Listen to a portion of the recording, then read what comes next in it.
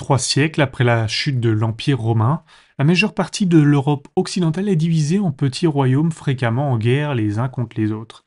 Ils sont menacés par le califat omeyyade au sud, soumis à l'influence de l'Empire byzantin à l'est, et sujets à l'ingérence de la papauté. Le développement culturel et économique s'essouffle, marqué par un manque de vision stratégique et la perte de siècles de savoir classique. Au 8e siècle, un nouveau souverain est apparu. Un roi qui allait provoquer une renaissance culturelle, politique et militaire. Il pouvait être aussi impitoyable avec ses ennemis qu'il était éclairé dans l'administration de son royaume. Le protagoniste d'aujourd'hui a été salué comme le père de l'Europe moderne. Il a été célébré dans l'art, la littérature et même dans les albums conceptuels de heavy metal chantés par Christopher Lipp. Il s'appelait Charles le Grand, plus connu sous le nom de Charlemagne. La vie de Charlemagne est en grande partie documentée par un biographe, Einhard, qui était son contemporain. Il était également son professeur de mathématiques lorsque le roi était déjà adulte. Cependant, Einhard lui-même admet que l'on sait peu de choses sur les premières années de la vie de Charlemagne. On sait que Charles, plus tard connu sous le nom de Charlemagne, est probablement né en 742 à Aix-la-Chapelle, dans l'actuelle Allemagne. Il était le fils aîné du roi Pépin des Francs et avait un frère appelé Carloman. Carloman signifie homme libre. Le roi Pépin était le premier d'une nouvelle dynastie, les Carolingiens, nommé d'après son propre père Charles Martel. Charles Martel n'était pas roi, mais il était maire du palais des rois de la dynastie mérovingienne, qui régnait sur la région depuis l'an 450. Depuis des années, les Mérovingiens perdaient du pouvoir et de l'influence, devenant de simples figures de proue, tandis que le véritable pouvoir était exercé par le maire, un peu comme le Premier ministre d'aujourd'hui.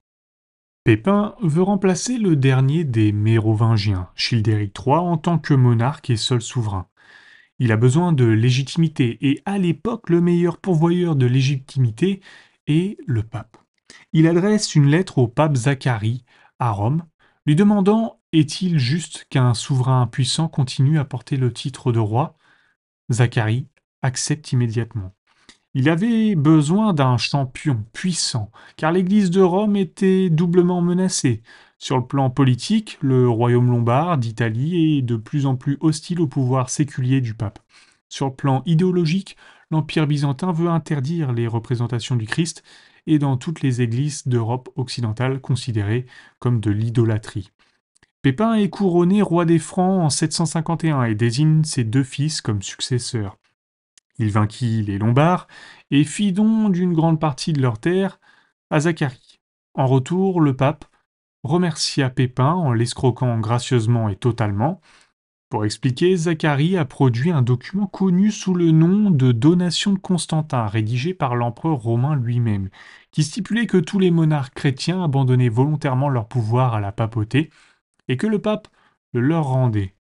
En d'autres termes, un roi était tel par la grâce du pape, et le pape avait l'autorité ultime sur son droit de régner.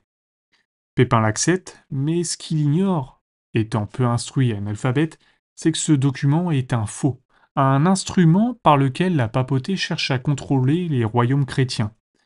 Pendant que son père montait sur le trône et traitait avec les papes et les Lombards, on peut supposer que Charles était occupé à s'entraîner pour devenir le roi guerrier qu'il deviendrait plus tard.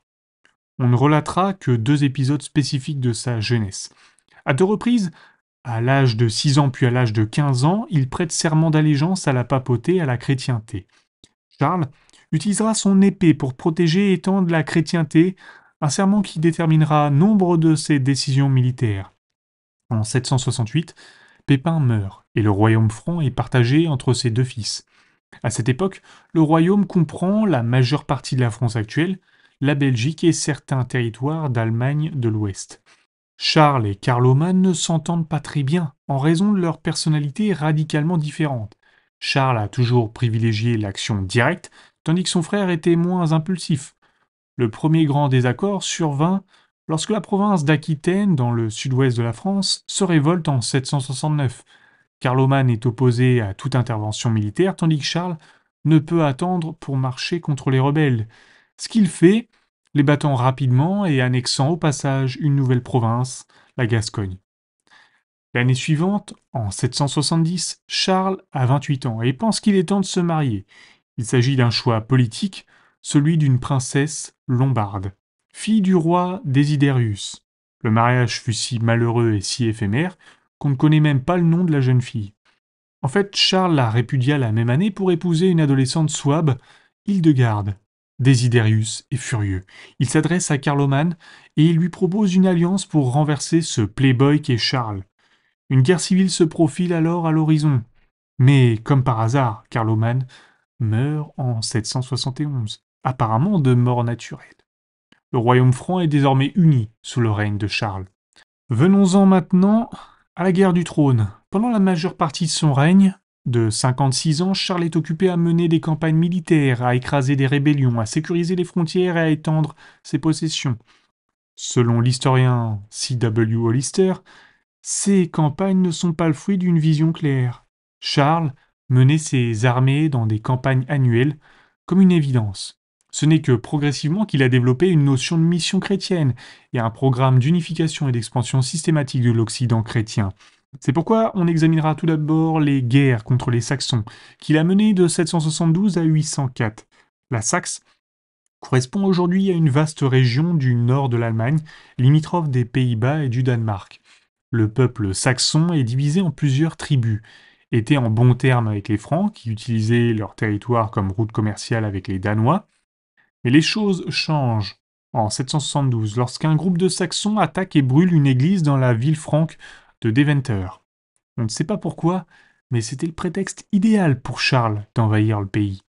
Les Saxons avaient encore des croyances païennes et adoraient le panthéon des dieux nordiques, ce que Charles ne tolérait pas. On a émis l'hypothèse que le raid de Deventer aurait été une attaque sous fausse bannière orchestrée par les Francs. En représailles, Charles mena son armée en Saxe et détruisit l'arbre sacré, Irminsul, l'arbre de vie mythique Yggdrasil de la mythologie nordique. Ce n'est que la première de 18 invasions, toutes marquées par des incendies, des pillages et des massacres. En 777, les tribus saxonnes s'unissent derrière le chef guerrier Guitclin, dont le nom se traduit par enfant de la forêt. Sa résistance est courageuse et acharnée, mais il a peu de chances de réussir face aux armées franques. Guitclin réussit cependant à convaincre le roi Siegfried du Danemark de laisser entrer les réfugiés saxons dans son royaume. La campagne de Charles devient de plus en plus impitoyable, et il commet des actes qui, de nos jours, lui vaudraient d'être jugé par la Cour internationale de justice de La Haye. En 782, il ordonne le meurtre de 4500 prisonniers saxons. C'est le massacre de Verdun, une atrocité condamnée même par ses contemporains. Les Saxons continuent à se battre, préservant leur autonomie et leur religion. Mais Guitclin comprit que ça ne pouvait pas durer éternellement et se laissa baptiser en 785 en signe de paix. Après cet événement, le chef rebelle disparaît des archives historiques, mais ses partisans ne cèdent toujours pas. Charles poursuit ses campagnes, empêchant même les réfugiés de s'enfuir au Danemark en 798. Après 32 ans de guerre, Charles trouve enfin une solution en 804. Il ordonne la déportation massive de 10 000 Saxons vers la Neustrie, dans le nord-ouest de la France, et transfère un nombre similaire de Francs en Saxe. Ce déplacement forcé met effectivement fin au conflit et absorbe la Saxe dans les possessions de Charles. Les territoires de Charles sont désormais limitrophes du Danemark, ce qui ne plaît pas au roi scandinave. Le roi du Danemark attaque presque immédiatement la Frise, les Pays-Bas d'aujourd'hui. Heureusement pour les Frisons, le Danois meurt peu après et son successeur demande la paix. Tout en menant un conflit prolongé contre les Saxons, Charles peut mener des campagnes dans d'autres parties de l'Europe. En 774, à la demande du pape, il traverse les Alpes et bat les Lombards après avoir assiégé leur capitale, Pavie. Le royaume lombard est annexé par Charles, qui devient alors roi des Francs et des Lombards. Ça attire également son attention sur les Basques, qui menacent la Gascogne. Les Basques étaient et sont toujours une bande de durs à cuire et ils ont battu Charles à la bataille du col de Roncevaux en 778. Mais en fin de compte, ils ont été battus, tout comme les Sarrasins dans le nord de l'Espagne. Les Francs et les Sarrasins, ou morts, ont continué à se battre par intermittence jusqu'en 812. Charles réussit à s'emparer de la Corse, de la Sardaigne et des îles Baléares. Dans le nord de l'Espagne, les Sarrasins sont tenus en échec par la fondation de la Marche d'Espagne, une zone tampon fortifiée qui s'étend des Pyrénées à l'Ebre et à Barcelone. Au cours des années 780, Charles remporte de nouvelles victoires en Germanie et en Italie. En 787, il étend son royaume vers le sud en conquérant une partie de l'Italie méridionale après le siège de Salerne. Il s'étend également vers l'est, en annexant la Bavière et la Carinthie, l'actuelle Autriche, en 788. En 795, Charles s'attaque au puissant empire des Avars de Hongrie. Il les convoite depuis la conquête de la Lombardie, mais a interrompu la campagne pour s'occuper des Saxons. Entre-temps, une guerre civile avait affaibli les Avars. Charles en profite, et en 796, il conquiert leur capitale fortifiée, connue sous le nom de Ring, et pille leur énorme trésor. Après une révolte en 799, les Avars sont définitivement écrasés en 803. L'expansion se poursuit en Europe de l'Est. Le nord des Balkans et les terres situées en amont de l'Oder et du Danube deviennent des territoires dépendants du puissant Charlemagne. Venons-en alors à l'armée franque. Tous les royaumes et toutes les populations semblaient succomber incroyablement facilement aux armées de Charles, à l'exception des Saxons. Comment Charles y est-il parvenu alors? Quelles sont ses stratégies gagnantes? L'armée franque était organisée autour d'un corps de cavalerie lourde, une élite guerrière aristocratique portant des cottes de mailles et des casques arrondis, armés d'épées et de lances. Ils étaient soutenus par l'infanterie, qui portait des armes à perche et des boucliers, et se battait en masse. Malheureusement pour Hollywood, les armées de Charlemagne évitaient autant que possible les batailles à grande échelle. Il est surprenant de constater que lorsqu'elles sont attirées dans la bataille, leurs performances sont médiocres. Les Francs ont plutôt établi leur supériorité grâce à des campagnes à long terme bien préparées, qui ont harcelé et épuisé leurs adversaires au fil du temps. En fait, la valeur de la cavalerie de Charles ne réside pas dans des charges spectaculaires contre les fortifications ennemies. Charles exploitait plutôt sa vitesse de déploiement, sa capacité à harceler les ennemis, à brûler les villageois, à piller et à saccager, avant de se rendre rapidement sur un autre théâtre d'opération. Charles était également un maître de la logistique. Il planifiait généralement ses campagnes autour de Pâques, période durant laquelle le fourrage était disponible en abondance pour les chevaux, tirant ainsi le meilleur parti de la plus grande richesse de l'armée. Ses vassaux recevaient l'ordre de rassembler au moins 3 mois de nourriture avant une campagne, afin d'en assurer la pérennité. Contrairement à la coutume de l'époque, l'armée franque ne se contentait pas de faire des raids sur des territoires ennemis pour ensuite les quitter afin de s'enrichir. Charles veillait à ce que de nouvelles forteresses soient construites et occupées par des garnisons dans les régions qu'il envahissait.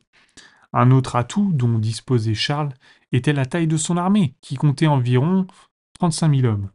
Bien qu'il s'agisse d'un nombre relativement faible pour les normes de la fin de la période classique, c'est un véritable mastodonte comparé aux ennemis des Francs. Ça a permis à Charles de diviser son armée en 2 ou plusieurs corps et d'effectuer les mouvements de pince pour déjouer leur défense. En bref, la domination de Charles en matière de logistique et de stratégie lui permettait d'éviter le champ de bataille, mais s'il s'engageait dans une bataille et perdait, il pouvait quand même gagner la guerre. Mais ce qui a rendu possible cette organisation militaire, ce sont les réformes administratives que Charles a mises en œuvre pendant son règne. Maintenant, pour ce qui est du règne de Charles. Afin d'administrer un territoire aussi vaste, Charles divise son royaume en un corps intérieur et une régna extérieure.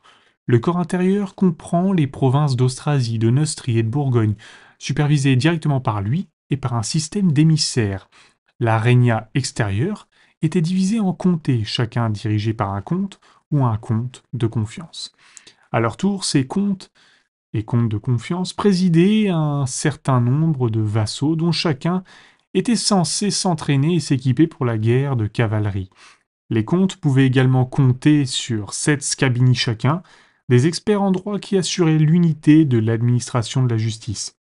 Les comtés frontaliers étaient regroupés en marches et gouvernés par des marquis. Ils avaient la responsabilité d'entretenir les fortifications frontalières et de lever des forces de réaction rapide en cas d'invasion. Les territoires extérieurs, caractérisés par un groupe ethnique distinct, sont organisés en duchés. Charles créa également deux sous-royaumes en Aquitaine et en Italie, dirigés respectivement par ses fils Louis et Pépin.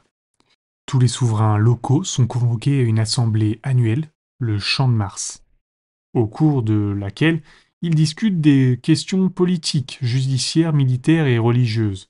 Le succès de Charles en tant que souverain s'explique par son admiration pour le savoir et l'éducation. Son règne a marqué le début de la Renaissance carolingienne, caractérisée par une renaissance de l'érudition, de la littérature, de l'art et de l'architecture. Les conquêtes de Charlemagne l'ont mis en contact avec les cultures de l'Espagne maure, de l'Angleterre anglo-saxonne et de l'Italie lombarde, ce qui a considérablement accru le nombre d'écoles monastiques et de centres de reproduction de livres. Charlemagne s'intéresse sérieusement à l'érudition, encourageant les arts libéraux à la cour, ordonnant que ses enfants et petits-enfants soient bien éduqués, et étudiant lui-même. Il étudie la grammaire, la rhétorique, la logique, l'astronomie et l'arithmétique. Étonnamment, il ne savait pas écrire et sa capacité à lire a même été remise en question par les historiens. Ce qui n'est pas remis en question, en revanche, c'est le fait que Charles ait créé la plus grande entité politique d'Europe occidentale depuis la chute de l'Empire romain en 476. Son royaume a unifié des territoires et des ethnies extrêmement différents. Ils ont été unifiés par la force, mais ils sont restés unis grâce à ses compétences administratives, notamment la création d'une monnaie unique et même d'un système d'écriture unique, le minuscule carolingien, qui établit des règles unifiées pour la langue, l'écriture et la grammaire, afin d'assurer une communication efficace entre tous les coins du royaume. Et ce royaume était sur le point de devenir officiellement un empire. Venons-en au règne du pape. En l'an 800, Léon III est victime d'une conspiration menée par des nobles romains. Accusé d'immortalité et d'abus de pouvoir, il est contraint de fuir. Léon s'adresse à Charles, lui demandant de l'aide pour retrouver le siège de Pierre. Charles consulte son conseiller qui lui recommande d'accepter l'appel à l'aide du pape. En décembre de la même année, Charles se rend à Rome pour présider le procès de Léon. Sous sa forte influence, le nom de Léon est blanchi le 23 du même mois. Le jour de Noël, le pieux Charles va prier devant le tombeau de Saint-Pierre. Lorsqu'il sort de la crypte, il est la cible d'une étrange embuscade. Léon III s'est avancé devant lui et a placé sur sa tête la couronne impériale. Cette couronne était restée sans tête en Occident pendant des siècles. Par ce simple geste, Charlemagne devient l'empereur du Saint-Empire romain germanique. Concrètement, ça change rien à sa domination territoriale. On prétend que Charlemagne, s'il a eu le choix, aurait refusé la couronne. Mais il a tout de même accepté le prestige supplémentaire. En homme intelligent, il avait compris que le couronnement était une ruse concoctée par Léon pour retrouver un peu d'autorité après sa double humiliation, d'abord l'éviction par les Romains, puis la demande à l'aide à Charles. En fait, Léon disait « Je suis encore assez pape pour faire de cet homme un empereur ». Mais Charles n'était pas dupe, et il savait très bien que l'étape suivante consisterait pour Léon à se retirer de la donation de Constantin. Si vous vous souvenez bien, c'est ce faux qui avait trompé son père, Pépin. Charlemagne n'est pas tombé dans le panneau et n'a jamais accepté l'ingérence politique de la papauté dans son règne. Lorsqu'on s'intéresse à la vie d'un personnage public aussi important, il est facile d'oublier l'homme privé, qui se cache derrière le sceptre. Heureusement, le biographe de Charlemagne, Einhard, a laissé un récit de sa vie privée. Charles était un homme grand et puissant, du haut de son mètre 90, mais il avait un cou court et une bedaine. Il prenait régulièrement 5 repas par jour, principalement composés de viande grillée ou rôtie. Apparemment, il n'aimait pas les médecins après qu'ils lui eurent recommandé d'adopter un régime plus léger à base de ragoût. Nous avons déjà mentionné les deux premières épouses, la princesse lombarde sans nom et Hildegarde. Cette Souabe était toujours à ses côtés, même pendant ses campagnes, et lui a donné 4 fils et 5 filles, avant de mourir à l'âge de 26 ans seulement. Faisons donc un peu de calcul, bien que très éprouvé. Une femme en bonne santé peut donner naissance à un enfant tous les 12 mois. Hildegarde a eu 9 enfants. En supposant qu'elle était constamment enceinte, ils se sont mariés à l'âge de 15 ans. Si toutefois elle a bénéficié d'un certain répit entre les grossesses, sa première grossesse aurait eu lieu à un âge encore plus jeune. Mais les temps changent, les habitudes aussi. Hildegarde fut enterrée dans la cathédrale de Metz, et sa vie devint presque immédiatement un sujet de légende, dans lesquelles elle fut rebaptisée Blanchefleur. Peu après la mort d'Hildegarde, Charles épouse Fastrade, la fille d'un comte austrasien. Selon Eynard, elle était belle, ambitieuse et cruelle. Fastrade meurt en 794 et Charlemagne se marie une quatrième fois avec Luitgarde. Eynard la décrit comme malade, bonne et pieuse. Luitgarde réussit à peine à être impératrice, car elle mourut en l'an 800. Après elle encore, Charles ne s'est pas remarié, mais il a eu 4 maîtresses, avec lesquelles il a eu 5 autres enfants. Contrairement à de nombreux monarques avant et après lui, Charles entretenait des liens très étroits avec ses enfants, passant beaucoup de temps avec eux et s'intéressant personnellement à leur éducation. Il veillait à ce qu'ils étudient de manière approfondie la grammaire, la rhétorique, la dialectique, la géométrie, l'astronomie et la musique. Après avoir atteint l'âge approprié, les fils apprenaient les vraies choses viriles que l'on attend des princes médiévaux, la chasse, l'équitation et le maniement des armes. Mais qu'en est-il des filles? Eh bien, on leur apprenait la filature de laine. Charles n'a également jamais autorisé ses filles à se marier, probablement pour des raisons politiques. Il devait déjà partager ses territoires entre 4 fils et ne pouvait se permettre de faire de même avec des gendres potentiels. Venons-en à la guerre du trône. Dans les dernières années de sa vie, de 801 à 810, Charles est confronté à son ennemi le plus puissant, l'Empire byzantin. Charlemagne et l'empereur Nicéphore Ier se font la guerre sur terre et sur mer pour le contrôle de la Vénétie et de la côte de la Dalmatie. La guerre se déroule bien pour les Francs. En 809, Nicéphore est distrait par une nouvelle guerre avec les Bulgares. Les Byzantins entament des négociations avec les Francs et une paix est conclue. Charlemagne renonce à une majeure partie de la côte de la Dalmatie en échange de la reconnaissance de l'empereur byzantin comme empereur d'Occident. En 813, Charlemagne désigne son fils Louis le Pieux comme successeur du Saint-Empire romain germanique. Charlemagne meurt en 814 à l'âge de 72 ans de cause naturelle. Malheureusement, sa mort marque le début de la fin de l'Empire et du système de gouvernement qu'il avait créé. Il s'agit de l'un des cas où la mort d'une seule personne a entraîné le retour à un état moins développé de la société dans le monde entier.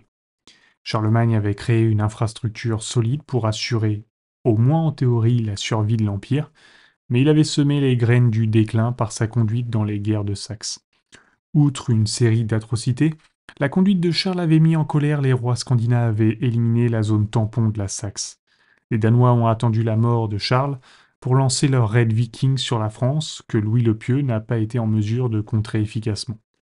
La détérioration est encore accélérée par le fait que l'Empire est ensuite partagé entre les 3 fils de Louis, qui n'ont guère intérêt à coopérer et à préserver les réformes de Charles. Ces 3 fils et leurs descendants subissaient également l'influence et l'ingérence de la papauté. Contrairement à Charles, ils avaient adhéré à l'escroquerie qui était la donation de Constantin. Dans l'ensemble, l'héritage matériel de Charles n'a pas duré plus de 2 générations. Cependant, il a semé l'idée de la possibilité de restaurer un empire fort et unifié en Europe occidentale. On lui attribue également la paternité du concept d'Europe unie. En outre, les royaumes qu'il a créés ont servi de base aux États-Unis actuels, et ces réformes culturelles ont lentement sorti les Européens de l'âge des ténèbres. Merci d'avoir écouté cette vidéo, et si tu ne veux pas manquer les suivantes, abonne-toi.